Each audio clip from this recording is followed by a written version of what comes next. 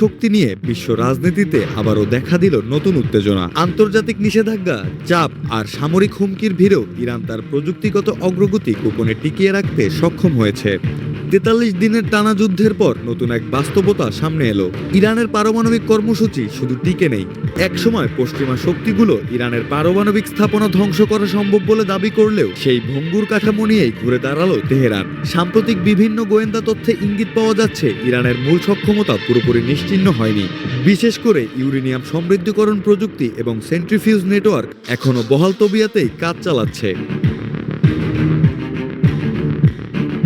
পারমাণবিক স্থাপনা আরও সুরক্ষিত, আরও গভীর ভূগর্ভস্থ স্থানে সরিয়ে নেওয়া হয়েছে, যেখানে অত্যাধুনিক বাংকার বাস্টারও কার্যত অকার্যকর।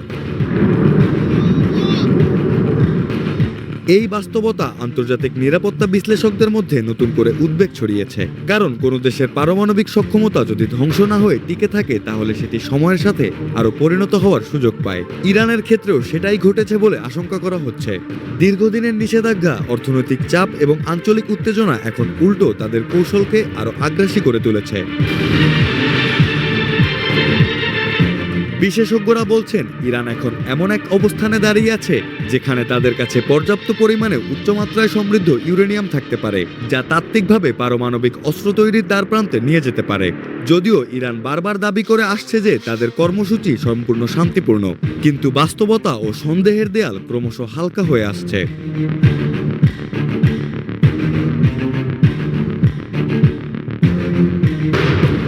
সবচেয়ে উদ্বেগজনক দিক হলো ইরানের এই সক্ষমতা এখন আর সহজে লক্ষ্যবস্তু নয়। নতুন করে ভূগর্ভস্থ স্থাপনা, গোপন লজিস্টিক নেটওয়ার্ক এবং ছড়িয়ে থাকা গবেষণা কেন্দ্রগুলো একটি বিকেন্দ্রীকৃত কাঠামো তৈরি করেছে, যা ধ্বংস করা প্রায় অসম্ভব করে তুলেছে। অর্থাৎ এক জায়গায় আঘাত করলেই পুরো ব্যবস্থা ভেঙে পড়বে এমন ধারণা এখন আর কার্যকর নয়। এই পরিস্থিতি মধ্যপ্রাচ্যের শক্তির ভারসাম্যকেও নাড়িয়ে দিচ্ছে। ইসরায়েল, যুক্তরাষ্ট্র এবং পশ্চিমা মিত্ররা যে নির্বাচিত আঘাত বা প্রতিরোধমূলক হামলা কৌশল নিয়েছিল, তা এখন প্রশ্নের মুখে। কারণ প্রতিটি হামলার পর ইরানের সক্ষমতা পুরোপুরি শেষ না হয়ে বরং আরও ছড়িয়ে পড়ছে এবং গোপন হয়ে যাচ্ছে।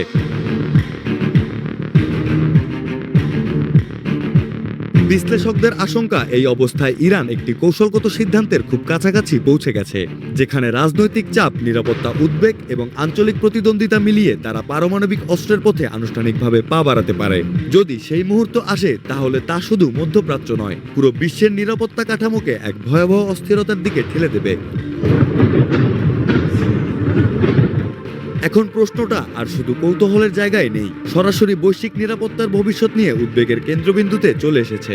এই অদৃশ্য কিন্তু ক্রমশ সক্রিয় হয়ে ওঠা শক্তি কি সত্যিই দীর্ঘদিন লুকানো অবস্থায় থাকবে, নাকি খুব শীঘ্রই বিশ্বকে নতুন একটি পারমাণবিক বাস্তবতার মুখোমুখি দাঁড় করাবে, সেটিই এখন দেখার বিষয়।